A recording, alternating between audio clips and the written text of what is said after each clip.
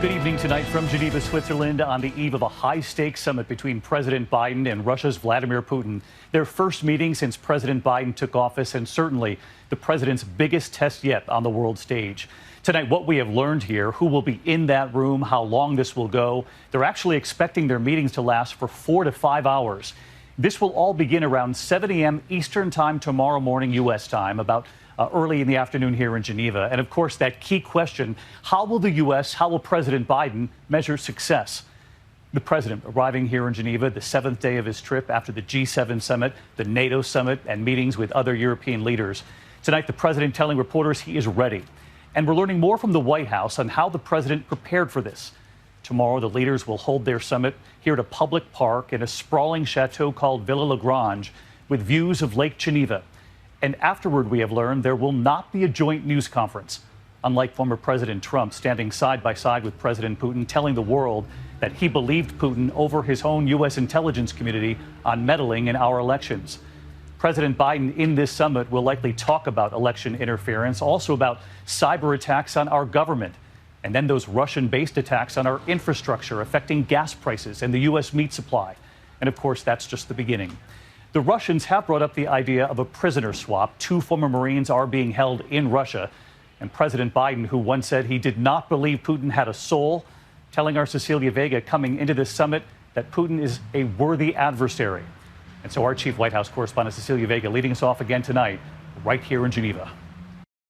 On the eve of his high-stakes summit with the man he's called a killer, tonight, President Biden sounding confident.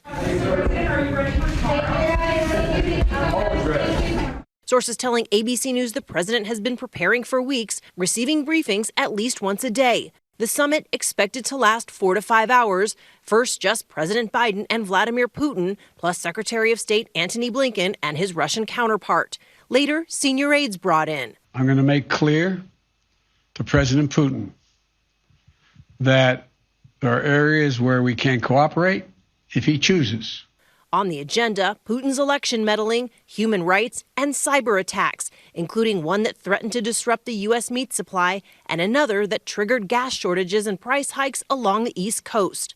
Among those briefing the president, Russia expert Fiona Hill, who served in the Trump administration and testified in the impeachment trial. She was in the room for that now infamous moment when President Trump publicly sided with Putin over his own intelligence community. He just said it's not Russia. I will say this, I don't see any reason why it would be. I will tell you that President Putin was extremely strong and powerful in his denial today. Hill describing her reaction in the BBC documentary, Trump Takes on the World. My initial thought was just, how can I end this? I literally did have in my mind the idea of faking some kind of medical emergency and throwing myself backwards with a loud, blood-curdling scream into the media. President Biden says the last thing he wants in Geneva is a spectacle. This is not a contest about who can do better in front of a press conference or try to embarrass each other. It's about making myself very clear what the conditions are to get a better relationship with Russia. The last time the two men met, when then Vice President Biden told Putin he had no soul. Now, President Biden telling me he knows exactly what he's walking into.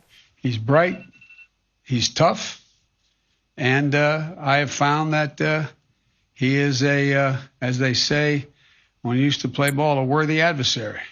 And Cecilia Vega joined us tonight from Geneva. And Cecilia, former President Trump and Vladimir Putin, as we remember, they met alone with just translators in the room. But that's not going to happen this time.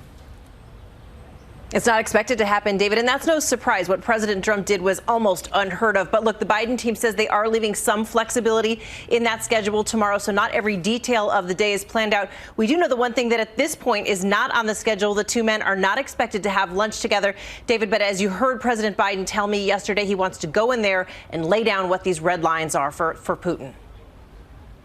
Cecilia Vega leading us off again tonight. Cecilia, thank you. And of course, the big question, how will the U.S.